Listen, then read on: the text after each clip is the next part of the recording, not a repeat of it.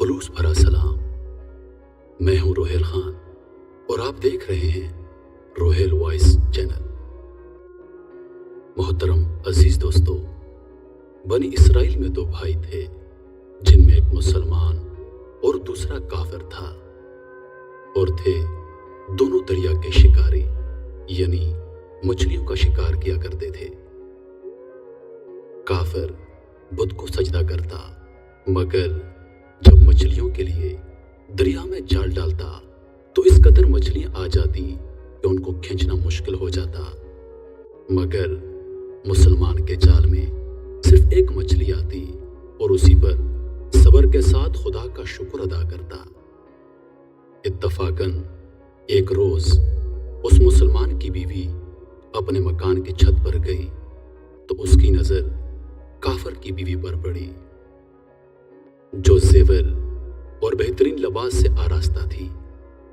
یہ دیکھ کر اس مسلمان کی بیوی کے دل میں وسوسہ پیدا ہو گیا کہ کاش میں بھی ایسی ہوتی۔ تو کافر کی بیوی بولی، تم اپنے شوہر کو آمادہ کر لے کہ وہ بھی میرے شوہر کے معبود یعنی بت کی عبادت کیا کرے تاکہ تو بھی میری طرح مالدار ہو جائے۔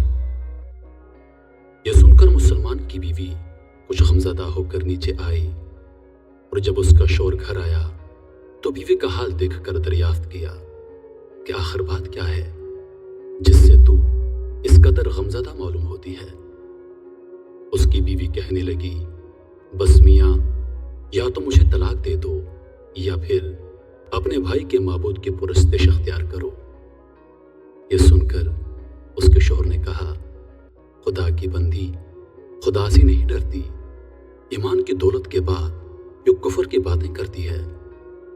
وہ عورت بولی، بس اب مجھ سے زیادہ باتیں نہ بناؤ، میں ننگی پوچھی نہیں رہ سکتی، جبکہ دوسری عورتوں خصوصاً تیرے بھائی کی بیوی کو میں دیکھ رہی ہوں کہ وہ زیورات اور عمدہ لباس سے آراستہ رہتی ہے۔ جب اس مرد مومن نے دیکھا کہ عورت ضد پر اتر آئی ہے اور اس کا اصرار حد سے بڑھ چکا ہے تو اس نے عورت کو تسلی دی اور کہا، اچھا گھبرانے کی ضرورت نہیں، میں کل سے کاریگروں اور مزدوروں میں جا کر محنت کر کے تجھے روزانہ 2 درہم دیتا رہوں گا، ان 2 درہم سے تو اپنی حالت درست کر لینا۔ یہ سن کر عورت کو کچھ تسکین حاصل ہوئی۔ صبح سویرے وہ مرد مومن مزدوری کی تلاش میں نکلا، لیکن کسی نے اس کی بات نہ مانی۔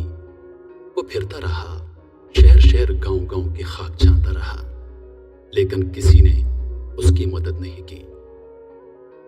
بالآخر مایوس ہو کر وہ دریا کے کنارے پہنچا اور شام تک اللہ تعالیٰ کی عبادت میں مصروف رہ کر رات کو جب گھر آیا تو بیوی نے دریافت کیا، میاں آج تم کہاں تھے؟ وہ کہنے لگا، میں بادشاہ کی خدمت میں تھا، بادشاہ نے مجھ سے 30 دن کام کرنے کی شرط رکھی ہے۔ اس کی بیوی بولی، آخر وہ بادشاہ تم کو کیا دے گا؟ تو اس نے جواب دیا، میرا بادشاہ بڑا کریم ہے اور اس کے خزانے مال و دولت سے بھرے ہوئے ہیں، وہ مجھے وہ دے گا جو میں چاہوں گا۔ چنانچہ اسی طرح وہ اپنے معبود برحق کی عبادت میں مصروف رہا۔ 30ویں رات ہوئی تو بیوی نے کہا، سنو میاں، اگر کل تم نے مجھے مزدوری لا کر نہیں دی تو تم مجھے طلاق دے دینا۔ یہ سن کر اس کو کسی قدر پریشانی لاحق ہوئی، اور 30ویں صبح کو اس نے ایک یہودی سے کہا، کیا تم مجھے مزدوری پر لگا لو گے؟ یہ سن کر یہودی کہنے لگا، ہاں تم کو مزدوری مل جائے گی، لیکن شرط یہ ہے کہ میرے پاس تمہارے کھانے پینے کا کوئی بندوبست نہیں ہوگا۔ چنانچہ وہ مرد مومن روزہ کی نیت کر کے یہودی کے ساتھ کام پر گیا۔ ادھر دوسری طرف ایک آدمی اس کی بیوی کے پاس گیا، دروازہ کھٹکھٹایا۔ جب اس کی بیوی باہر نکلی تو اس آدمی نے اس کی بیوی کو 29 اشرفیاں دی اور کہا، یہ تمہارے شوہر کی مزدوری ہے، تمہارا شوہر 29 دن سے بادشاہ کے کام میں تھا، یہاں تک کہ تمہارے बादशाह को छोड़ दिया। अगर वो 30वें दिन भी काम पर जाता तो उसको बहुत सी उजरत मिल जाती, लेकिन वो यहूदी के पास चला गया। अगर वो मजीद बादशाह का काम करता तो बादशाह उसको मजीद उजरत देता। बस ये लो 29 अशरफियाँ। इसमें एक अशरफी इसलिए कम है क्योंकि आपका शोहर 30वें दिन काम पर नहीं गया। चुनांचे वो औरत उनमें से एक अशरफी लेकर बाजार गई। सुनार ने जब अशरफी देखी तो 1000 दिरहम उसकी कीमत औरत के हवाले कर दी।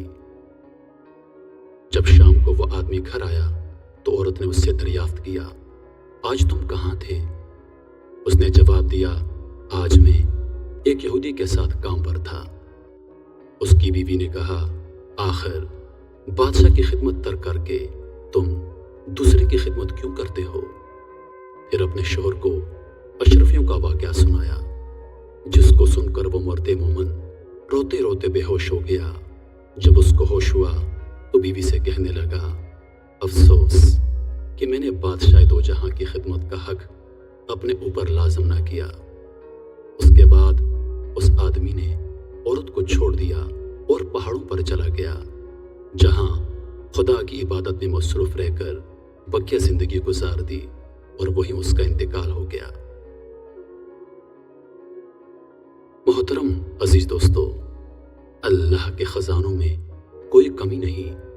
वो बंदे को उसकी इबादत का सिला जरूर देता है, अगरचे बाज दफा किसी हिकमत की बिना पर उसके यहाँ देर हो जाती है, लेकिन बहरहाल अंधेर फिर भी नहीं। वो अपने बंदों को देता जरूर है।